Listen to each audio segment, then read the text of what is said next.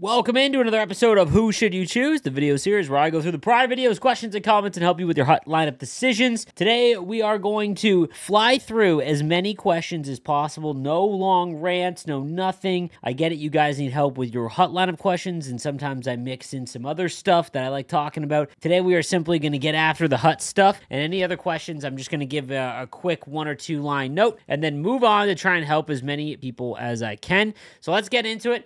Hi, Sleeps. Will we ever see comp seasons in HUT again? Thoughts? No, I don't think so, until EA addresses the fact that there is not enough of a player base and the fact that we're separated by servers as well. I don't think EA has any choice but to work on the modes we have because they funnel us into one spot. Hey, Sleeves, keep up the good work. I just wanted to say 100% agree with your take on squad battles. I think it needs to be improved a lot, and your suggestions for it sounded really good, so let's hope that. Appreciate that, dude. Sorry for bringing up the squad battles again. In my opinion, and I'm sure other squad battles would agree, look at squad battles as a training mode for rivals. This is why we prefer no huge changes. If we have big revamps, should be one that you talked about when you have a favorite player and you can level them up. Okay, I have Iggy, but he's stuck at 88. Can we play him? So I 100% agree that there should be the parallel system within MLB. For anyone that doesn't know, essentially what happens is you perform in game modes with that player, and he gets experience, and he can go up to a total of +5, regardless of what he started out as. That would be huge in all Ultimate Team modes. Hey, what's your best guess at the next event? Second, what would you like to see event-wise? Which players? Last, do you think all top players like Behind the Net? I keep going back to it because everyone recommends it, but I really never like it, and I always like Overload better. So, number one, what I think the next event is, it won't be the trade deadline event because the trade deadline event's about 3 weeks away. So, I hope it's something new, but the content in HUD has been around for like so long now with the event format that it's probably going to be some rehash of like spreadsheet hockey or something. What event would I like to see? I would like to see them get rid of the events and go to a program style where for a month we get like 100 cards for that month, bunch for each team, and we can work towards that as opposed to the 2 weeks and hoping that that event has a card that we need. And then I keep going back to whatever works better for you is the answer. Don't just change up because you think that, that's what everyone else does. I honestly see a lot of top players use Overload as opposed to Behind the Net. Dr. Prima says, who should I choose? The absolute toddler I turned into playing NHL 24 now since the most recent patch and the ridiculousness the game is now, or my wonderful fiance who puts up with my BS and politely asks me to take a break and play something else. Brother, if your girl ever says, hey, sweetheart, respectfully, I think you should play something else, then it's probably impacting you too negatively to warrant time input because it's a fucking video game. I have a notion of my choice, and before I take a break from the game for my mental health, is it safe to say you were feeling a similar frustration? Am I the only one that is losing my mind right now playing this game? Guys, I feel this too. There's some day I will never complain about my job because I legitimately worked for over a decade and had normal office jobs and worked the 9 to 5 and went to work and did a real job. This is not a real job. I play video games for a living. I make content. It's very difficult, and there is a lot of stresses and a ton of risks, but there's also the days where I wake up and I'm like, God, I gotta play this game. And that's, what separates the people that stick around from the ones that don't, because you gotta just show up no matter what. But if you have a video game that makes you feel like that, and it isn't your job, you need to play a different video game. Video games are supposed to be an escape from life, not adding to the nonsense. Since the hitting has resorted back to arcade, are we back to players no smaller than 6'1", Also, with us having the same team, who's a 90+ you think people are sleeping on? Thanks, and hope all is well with the dog, and I hope EA hears and listens to your squad battles idea. So, first of all, I think it actually makes smaller players viable again, because now everyone can hit. So, like, Makar is much better than he was when the patch stopped hitting. Also, the person replying with Bobby Smith next-gen card, yes, that is the answer to that one everyone's sleeping on. Love these vids. Keeps me updated when I can't really play anymore. Love that, dude. 93 Svechnikov, Sergachev, and 90 Eichel. Who am I taking for the free 93rd choice? In a vacuum, it's Eichel. It depends. If Svechnikov is going to be in your top 2, probably Svechnikov, or Sergachev, sorry, not Svechnikov. And then lastly, I actually don't know in the situation what I would make Eichel over, or Svechnikov over Eichel, because he's a left-handed winger. It's a situation where I would make 2. Squad battle sucks? Correct. Ace Slaves, love the videos. I'm proud to say I have played all year as a free-to-play player, thanks to you. Need help for the 93 overall choice. Currently building Svechnikov, so I won't pick him, but I am hesitating between Eichel and Caulfield. I'm a big Habs fan, so Caulfield is obviously a favorite, but I also know I probably need Eichel as my 2C, so I can play Barzal on the wing. Brother, I don't even care about the rest of your lineup. Please pick Caulfield. Who do you like more? I have no idea. Not a video game question, but does Riley count against the cap when he is suspended? I would assume he does, right? Yes. Love Sleeves laying the truth on guys complaining about the Riley situation. Us older guys know the unwritten rules and respect the game the way it should be respected. There's rules, but there's also consequences for everything. I 100% agree. I'm completely okay with Ridley Gregg firing a slap shot 5 feet away. I think it was hilarious, but if you are in the camp that it doesn't deserve a reaction and let the players show more personality, and how are you complaining about that? It is figuratively the biggest FU you can do to another team in which they can actually go and fight you. So expect a response. That's all. Ace Slaves, I really enjoy that you use these videos in mini podcasts. Obviously, the Hut questions are a main part of the video, but I think having some other questions there is good. With that, my question is, what is the highlight of your trip from the All-Star weekend? The All-Star Creator Skills Competition was awesome. My vlog is coming out Friday. It took me 8 hours to edit. It's probably going to be awful, but I tried, and you guys will get to see all the ins and outs of my trip from that. The All-Star Skills Competition, the creator one, is what my favorite part of it was. Also, I disagree about it ask about it on his Twitch rather than who should you choose video, intended to help with lineup decisions. We only get 20 minutes. That's way off topic. This is, I'm seeing more of these, so again, if you're not accountable and actually reading your feedback and adjusting to it, you're not doing yourself a service to your fans, so that's why I'm trying to answer as many questions as possible. I'm begging you people to please look at MLB The Show Mini Seasons video and how it works.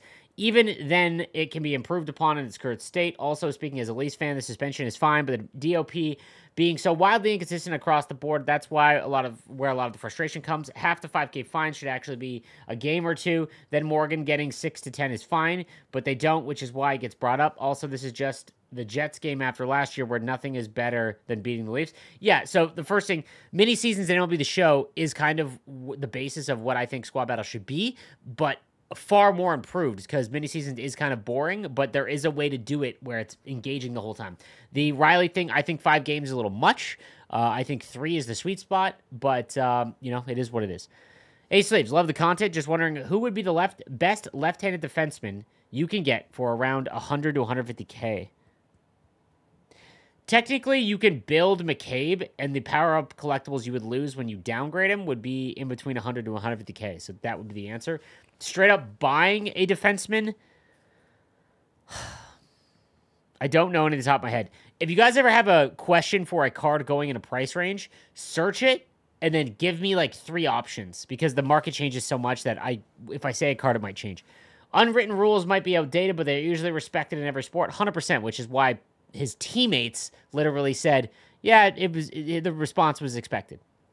I believe in ice tilt. The full pressure shows that it is possible. I feel like if you have a higher overall, they get an equalizer to their players. I don't think that's the case. What I think is more likely when it comes to ice tilt is moments in the game. I don't think your team overall has any impact on the game, but there are times where in the final minute of a game or period, that stuff just goes in, and it's just a shot on goal, and you're like, that's because it's in the final minute, and they're trying to artificially generate a exciting experience. If there was ever any ice tilt, that's what I feel like it would be, but again, I don't know if it would be in the game. This got a lot of likes. Oh my goodness. Talked about changing squad battles 3 videos ago, and people still don't understand. Squad battle players are something else. Adding a mini-seasons type mode won't slow down your objective grind or anything like that. It will just make it not mind-numbingly boring to play and add extra incentives. I could not understand why anyone was arguing about my squad battles idea. Could not understand it. Not that, like, my ideas are the best, but, like, the people who are complaining that leave squad battles alone. It's a terrible mode.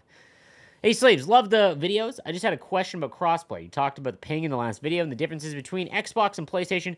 I'm on Xbox, and I get about 12 to 13 wins in champs with crossplay on. Is it better on or off? And maybe you've already talked about it, and I just missed it. Either way, thanks for the great content each week. So, if you are on Xbox, please play with cross console on, because when you match up against a PlayStation opponent, you are at an advantage because you have less latency latency from your controller and the overall game than a PlayStation opponent does. Doesn't mean that you're automatically going to win. It just means that you have a slight advantage. If you're on PlayStation, please turn your crossplay off until they address this and fix it. The PlayStation console as a whole is terrible. And in fact, I just saw a tweet from Sony saying that it's in the later stages of its life cycle, which is great because it was an absolute piss poor console. I have been a Sony truther since PlayStation 1 and I was 6 years old. This is the worst console I have owned console to console. So yes, it is better than a PlayStation 1, but in the era of what PlayStation 1 went up against, it's not even close. Like, I cannot wait to not use this console anymore. It has been nothing but problems. This is, without exaggeration, my 15th controller because the controllers that they launched were made out of, like, waffles. Like, it just, awful. Awful console, ridiculously overpriced, and I can't wait for the next one because hopefully it saves the name. If Morgan Riley gets more than 6, I don't know what to say. Perron quite literally cross-checked the wrong guy in the face. I'm fine if Mo gets 4 to 6. What I'm not okay with is how piss poor NHL player safety runs the league and spins the wheel of suspicions. I'll be quick with this. I'll summarize because it's not a HUD question. I'm in agreement that they very loosely follow, like, it really makes no sense half the time. But hockey is played at 100 miles an hour. You have guys that wield sticks and fire a puck 100 miles an hour. It is dangerous. It is violent. And stuff happens when emotions boil over in a sport where you can legally punch someone in the mouth. And it's probably hard to get the suspensions right. But the Morgan Riley one, it was after the play. He probably... Really, Greg saw him coming, which is the issue I have. It's not like the Turgeon Hunter thing where they weren't looking. It was, he gave the middle finger to the entire Leafs franchise and stared at Morgan Riley coming at him. Put your hands up, brother. Like, what did you think was going to happen? That's my problem with it. Put your hands up. I like playing squad battles. Yes, I am... But anybody playing this game is probably not all there. But I like the idea Sleeves has for improving it. They could keep the Squad Battles current format and make a new one using Sleeves' new format. Then players could have 2 options, but that'd probably require EA to actually do some work on the game. So that might be asking too much. But they'll have some time to put out more than $50 packs where you get a few 84s and a 90 card if you're lucky. Dude, another Riley incident. Bonjour, love your revamping of Squad Battle. I gotta make it just a full video on that. Make more videos on budget cards, sneaky good cards, fun cards to try, something different, man. Here is my issue, brother. It is not about a lack of effort from me. If you go back and look at my channel over the last few years, anytime, the moment, I am blessed to have the following, to have you guys watch all of my content. But you have to understand, when I say a card is a great value at 20,000 coins, I am not exaggerating that 10 minutes after the video is released, it is now 30,000 coins. There are people that used to literally wait until Monday morning when I would do a Market Monday video where I go through the whole market and be like, these are the cards that I think are the best value. They would buy them all up and then flip them. And that's garbage. That is not what I intended. It's not what I want. And it's unfortunate. Like, I could probably talk about cards that I think are fun and not say a price, but I can't do a budget one. It's something that it's like one of those things when your company gets bigger and you can do less, like, smaller, cool things because you had, like, the flexibility to do so. I can't do that stuff anymore, which sucks because I used to love doing that. I loved going over, like, those budget things. Hey, Sleeves, I don't know if this would work, but what if there was such a thing as delayed pass feature where, like Madden, you could delay a pass and a player so you can get players more open? Like you were saying with the overload starts with players that are not moving, maybe the playmaker where you can get that player to open or cut. So what I think you're talking about is maybe like when you're set up and no one's moving and you press a button and it like almost as like an audible. It's like, okay, this player now starts to cycle around the net. I would love that. Like I have been a firm believer, if you've been following my channel for the last 5 years, since I've been a game changer the last 5 years, something that I've stated I'm still extremely positive on is that they cannot make a bigger change to gameplay than if they simply add another strategy into the game. We have had the same 3 offensive strategies for 20 years. NHL 04 is when overload, crash net, behind the net became a thing. 20 years. For whatever reason, it's ignored. Player base doesn't talk about it. I don't understand. And any skating engine, physics thing, no matter what they do, the biggest change would be your AI literally going to different places because of a different new strategy. It would open up the game, and yeah, it's...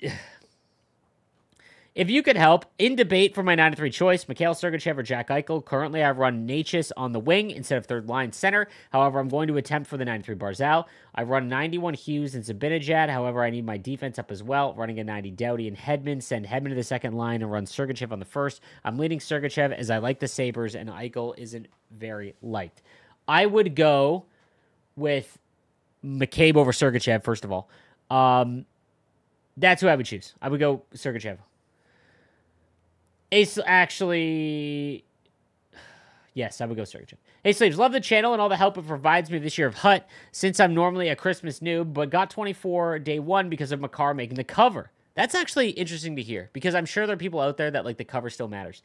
It's been enormously helpful just being able to understand the entirety of the schedule of HUT events throughout the calendar year and where to focus my attention as a free-to-play player.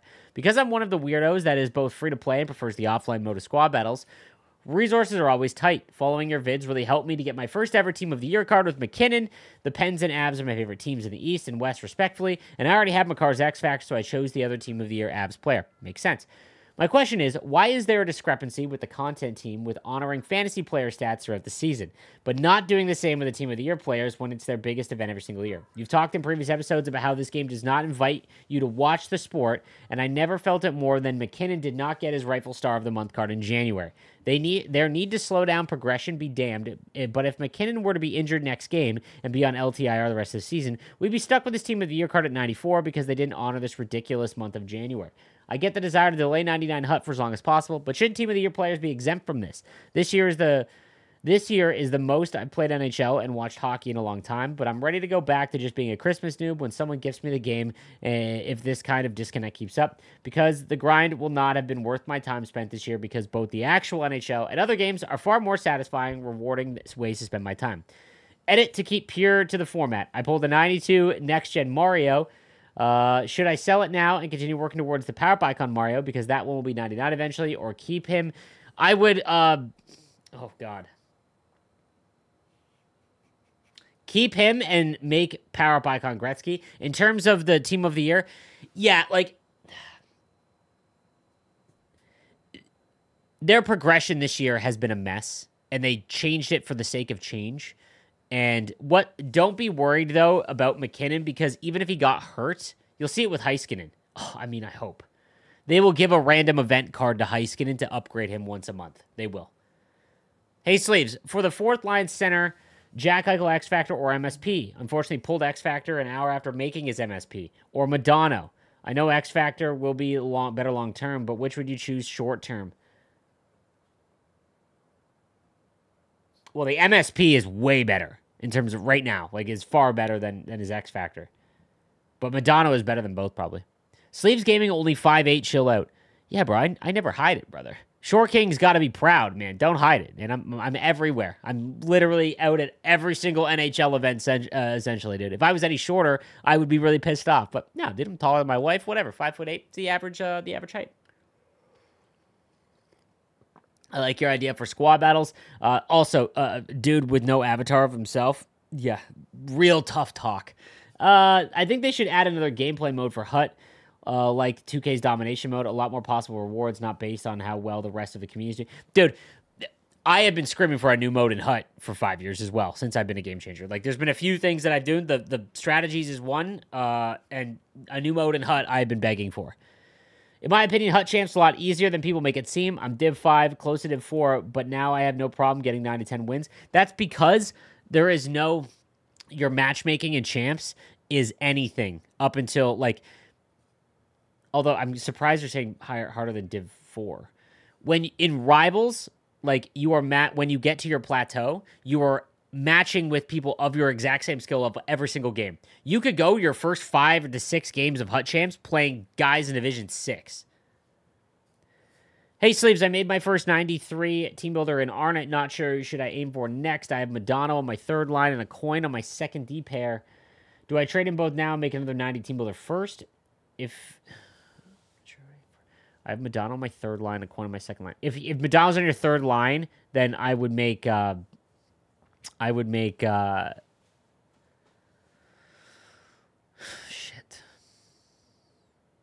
No, it depends on who you have as a left-handed defenseman, because I would make Robinson. Do I trade it now or make another? I'd probably make another one and remake a coin and make Robinson. Do you have any other suggestion on who could replace it with my lineup? My other right-handed defenseman is Doughty and the free Seth Jones. Oh, then yeah, get rid of a coin. Yeah, get rid of a coin. Just put a filler in behind Jones. Won't overwhelm you with all my left-handed forwards, but I do plan to take Svetch or Hasek as my free MSP. Thanks a bunch. Yeah, let's go, man. I love that. I would take Svetch. Hasek is probably the lowest one, but again, if you're a fan, take him. Wings fan, Hasek custom card. Yeah, I know meta and goalies are useless. I love that, man. 100% love that. What's fair market value? Currently around $225 to $250. What price do you think you'll settle at? Wait until Wednesday night. Under 200 is what I would aim for. That's a lot for Hasek. Also, squad battle is so painful. Love it if they scrap. Yeah, 100%, man. They need to figure out something. Hope you guys enjoyed this episode of Who Should You Choose. I will have one more video out on Friday of Who Should You Choose answering these questions, because I'm going to New York on Thursday. And yeah, I'll release a video when I'm there. Thank you guys again for watching. I'll see you next time. Have a good one.